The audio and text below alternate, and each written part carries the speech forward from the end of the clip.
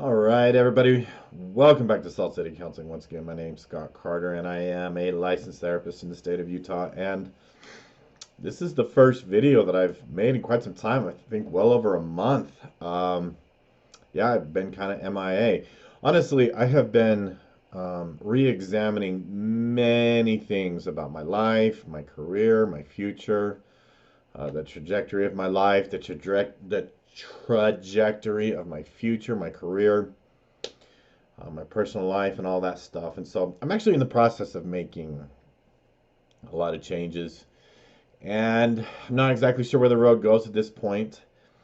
So giving just a little bit of an update too, and as well as kind of get to my topic. This is a family court related topic, having to do with high conflict custody and divorce. I think lately I've honestly I want to have a really honest talk. As someone who, like, I've really strived very hard to do the right thing in my career. I try to look out for kids. I try to do right by families. I try to do right by kids, and it's frankly left me feeling very discouraged. And I want to have a really honest talk about family court. The topic of this video is so it's kind of in line. The topic of this video is that there's this big elephant in the room when it comes to family court that no one talks about. But when I do, I generally find people that agree, that will say, yeah, yeah, that is true. So I'm going to talk about the elephant in the room when it comes to family court. But first, I really want to have an honest talk about family court. And I guess really it's like I try to I've asked myself, why do I do this? Why do I try to help people with the whole family court situation? Why do I try and help people with the custody situation and or custody stuff, especially when it comes to narcissistic types, high conflict borderline moms. And I think what's tough too about high conflict borderline moms is they see themselves as the victim when they do tremendous harm to their children. And so I've honestly had to ask myself and be really honest with myself, like, why do I do this? Why do I do this? What's the point? To what end? It just feels like an exercise in futility. Um, it's be like taking on the U.S. Navy with a sailboat. I feel like, and a BB gun. And my hope has been that maybe I could at least provide some kind of assistance for a few kids out there, maybe, and help preserve quality parental relationships in their lives, maybe. And am I really making a difference? Uh, Maybe. Um, I don't think so. At least not a big enough one. And could I? I'm asking myself these questions. Is it possible? Could I? Maybe. Would it be worth it to me? I don't know. I don't know. The family court. So here's sort of the elephant in the room, my friends. Is family court. Family court is a joke. It's laughably stupid. It's absurdly incompetent. I mean, and these words don't even do it justice. I've had a front row seat and a close examination of family court in the last few years, and recently just helping clients, doing work for clients, going through things like custody evaluations and trying to give people some guidance. I've even spent some time sitting down and speaking with some family attorneys, and they want to know my credentials and why are you qualified to give advice on this, and I really do think that some of them mean well. I honestly do. I think there are some family attorneys, maybe they're not at the end of the day terrible people, but at the same time, I see the look in their eyes and when they just like, well, that's just how it goes. And I refuse to accept that. I refuse to accept that this is what it is that the system that we just go with, that we accept for our families, for our kids. It's the family court has deteriorated to a point of such moronic idiocy and absurdity I just wish that people would collectively say enough. I do. That's really what I wish would happen. I don't know that I see a whole lot of point. Honestly, maybe I try to be too moral, right? Maybe I should just like be like, well, it's just how it is, right? Um, and family court is so beyondly, absurdly beyond hope at this point. It needs total reform. If you ask me, they should fire all the judges and take every family attorney's um, bar license and put it in the shredder, start over, and rebuild this nightmare. And so here's the elephant. I'm just going to get this out of the way. The elephant in the room is that again, no one will really say or talk about. But when I do, when I bring it up, people are like, "Oh yeah, oh geez, yeah, oh, it's obvious." And it's this, okay? Family court, the judge, the commissioners, the court, the system, the attorneys, even the mental health professionals that are involved with it, the psychologists, the therapists, the custody evaluators, the mediators, et cetera, even all of them, almost all of them, with few exceptions, do more, far more, to protect the moms than they do the kids. And it doesn't matter how flagrantly it seems like mom's mental illness is, how abusive she is, how manipulative she is, what a liar she is. They always get away with it.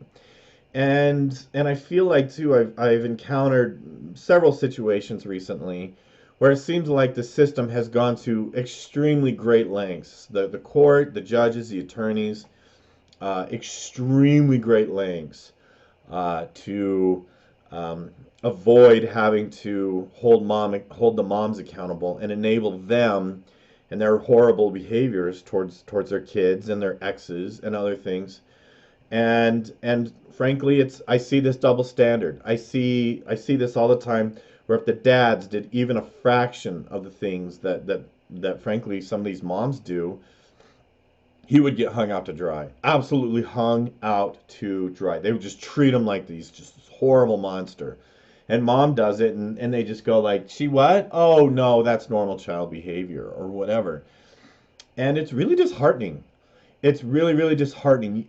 And I've had discussions with people where it's like, well, hopefully the mental health professionals would be able to, provide some clarity on this. And they're biased too.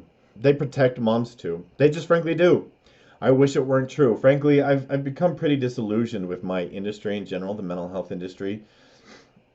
And this is partially why that moms who are like psychologically abusive towards their kids, for example, it's like they go out of their way to protect them and enable them and do nothing to protect the kids. And honestly, especially if those kids happen to be boys.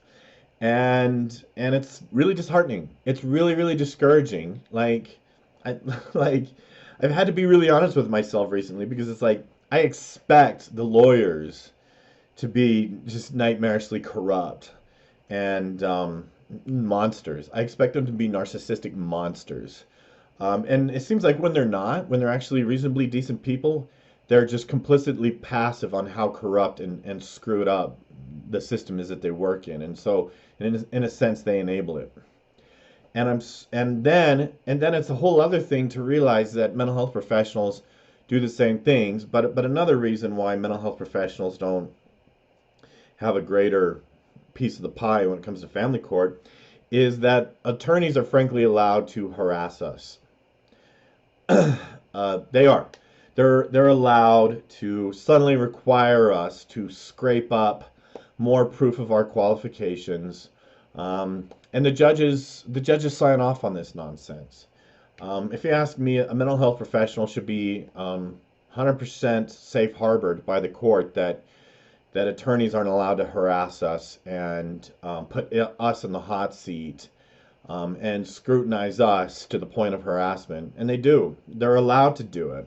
So good mental health. And I've told several attorneys recently, No, I'm not interested in doing expert witness court because, or expert witness work for the court because I'm not interested in having court-sanctioned harassment because family lawyers are sociopaths. Um, and so I know this video is a little bit grim. I know. I guess I really feel like enough is enough. Well, when will we? When will folks? And I talk to good people, man. I do. I work with good people who really care about their kids. I know they do, and I know they do because I will sometimes give them criticism, and they'll do well with it. And I'll ask them to maybe make some shifts in some of their approaches, and they go, okay, thank you for the feedback. I will definitely work on that.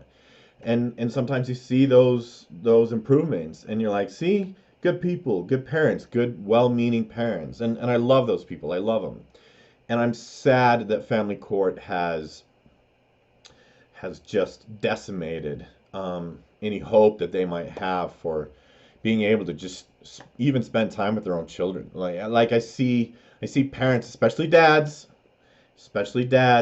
just get reamed and have their parent time ripped from them for no good reason. Um, for no good reason. And I know I'm not really intending necessarily to make this video be like really depressing or dark. I really wish that people would just get fed up enough and demand change and band together to demand change for family court. Family court is in desperate need of reform, some form of checks and balances, some sort of standards, some sort of system of practice, like rules. Like I swear they just make it up as they go. They just spin a wheel, and that's how they make their decisions. Sometimes it's what it seems like. It's insanity. It's utter insanity. I had one friend tell me it's the Wild West. It's anarchy. It is. And judges, like there's no checks and balances for judges. They can pass orders in court, right? They can drop their gavel and say, I will punish you if you do this when their court order is illegal. They can't do it. There's no checks and balances. No one is there to say, hey, you can't do that. That's right. And if you tell them, hey, you can't do that, oh, you're in contempt. Right? It's just, it's unbelievable. So all that being said, what I really wish is that people would just say enough. We've had enough. It's time for some reform. Contact your legislator, contact your local legislator, your national legislator, form groups, form support groups. I know there are big ones on Facebook, and part of me wants to get involved and be like, hey, this needs serious work, and the other part of me is like, why? To what end? What is that what gets me out of bed in the morning? Does that make me happy? I've been thinking a lot lately about happiness. I've been thinking a lot about what makes life worth living, right? Like chasing down family court and trying to get them to comply to some sort of ethical standard. Yeah, that's crazy making. That's how you lose your marbles, man. So if you've made it this far, thank you for watching. Sorry it's been so long since I've published a video. I'm just rehauling my life right now, rehauling my priorities. You might have noticed, for example, there's far fewer books and far less stuff on these shelves, for example. I've just been decluttering and getting rid of stuff. I've been taking books that I no longer want and throw them in boxes and just donating them and giving to people that want them. I've got some big changes planned for my life and by spring or so. Um, Anyways, if you've made it this far, thank you for watching. Love to hear your feedback. Love to hear what you have to say about this. I would love for people to say enough is enough. It's time for some family court reform. Really is. And so uh, don't forget to subscribe. I don't know what the future of this channel looks like. I don't. I honestly don't. But for the time being, if you're a dad or if you're going up against in family court, especially like a high conflict borderline mom, they'll protect her. They will go to great lengths to protect her, and you will need to go to great lengths to demonstrate that she is directly harmful to the children for them to do anything about it, anything at all. Okay, so hang in there, folks. It's a tough time. Um, a lot of people give me a lot of good feedback. I'm grateful that that those people find my videos and my content and my perspective on things to be helpful. At the same time, it's just like I gotta think about what's good for me too, you know. And nothing really disheartens me like family court, man. It is seriously. And then I'll end this rant.